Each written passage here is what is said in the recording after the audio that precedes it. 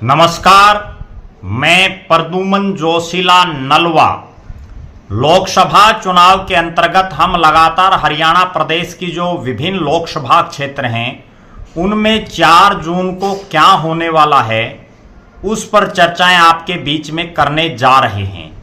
आज हम बात कर रहे हैं एक ऐसी लोकसभा सीट की जिसके प्रत्याशी जब चुनावी मैदान में आए तो उसकी चर्चा पूरे भारत में हुई और वो लोकसभा सीट मतदाताओं के हिसाब से भी प्रदेश की जो सबसे बड़ी सीट है उनमें उसकी गिनती है।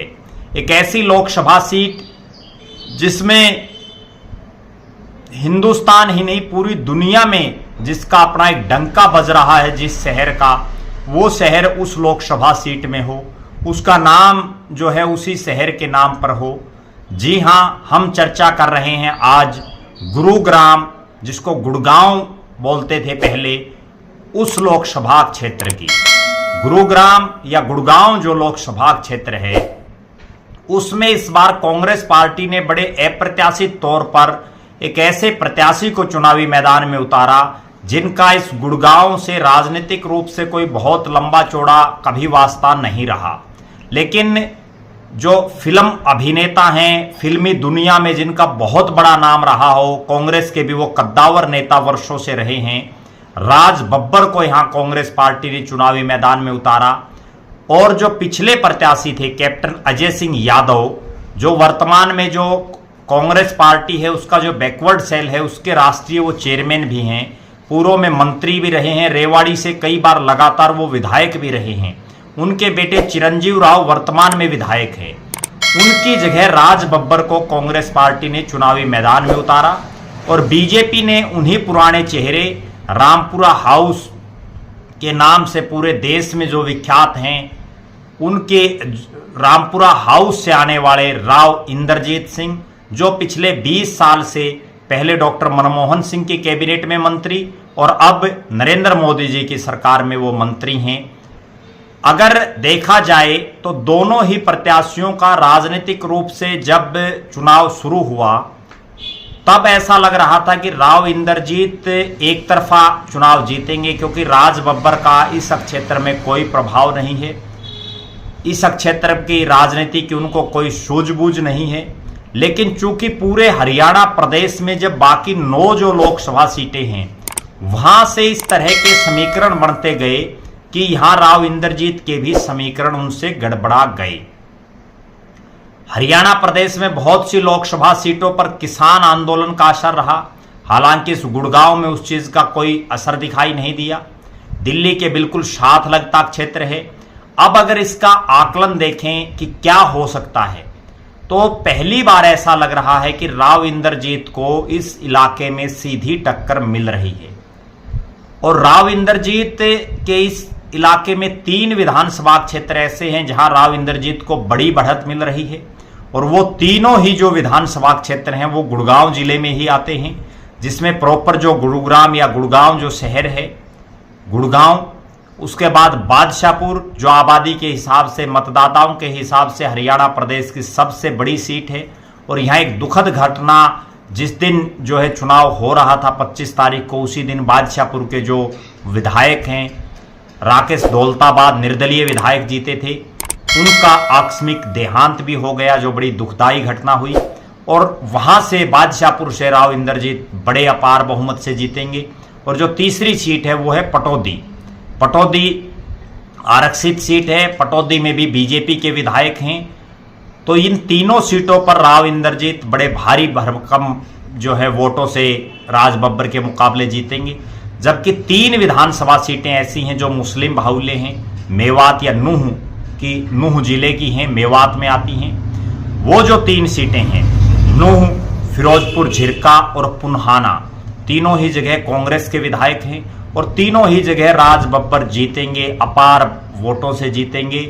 और राव इंद्रजीत के मुकाबले ये 3 हलके उनको बड़ी संजीवनी दे रहे हैं। अब 3 विधानसभा क्षेत्र ऐसे हैं जहां बड़ा कांटे का मुकाबला होगा और वो तीनों विधानसभा क्षेत्रों में रेवाड़ी, जहां से कैप्टन अजय सिंह यादव के बेटे विधायक हैं, बावल बावल वो विधानसभा क्षेत्र है जहां राव इंद्रजीत का, राव बीरेंद्र सिंह का, रामपुरा हाउस का अपना बहुत बड़ा दबदबा रहा है, लेकिन जाट बाहुल्य विधानसभा क्षेत्र है। और यहां से पिछली दोनों सरकारों में मंत्री डॉक्टर बनवारी लाल भी आते हैं। बावल की सीट पर चुनाव तो राव इंद्रजीत जीतेंगे, लेकिन जो मार्जिन है वो पिछली बार की बजाय कम रहेगा।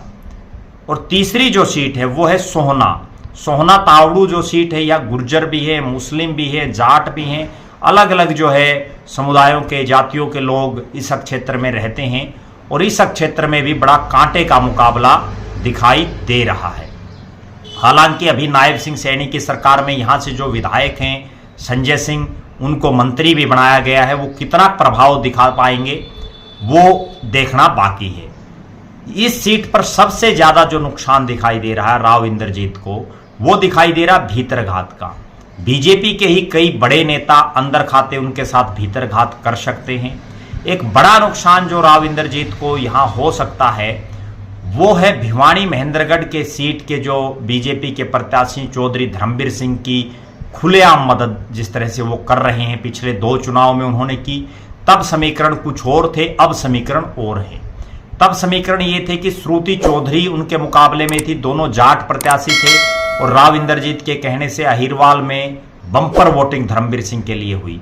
लेकिन इस बार उनके मुकाबले राव दान सिंह जो है चुनाव लड़ रहे हैं, जो अहिरवाल से ही आते हैं, महेंद्रगढ़ के विधायक हैं।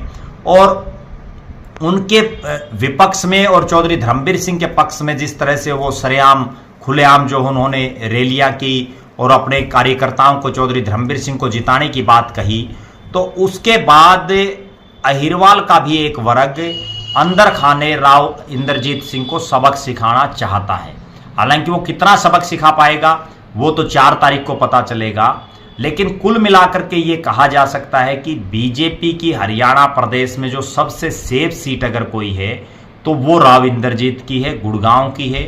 वो यहाँ से चुनाव जीतेंगे, लेकिन पिछली बार की बजाय मार्जिन कुछ कम रहने की संभावना है।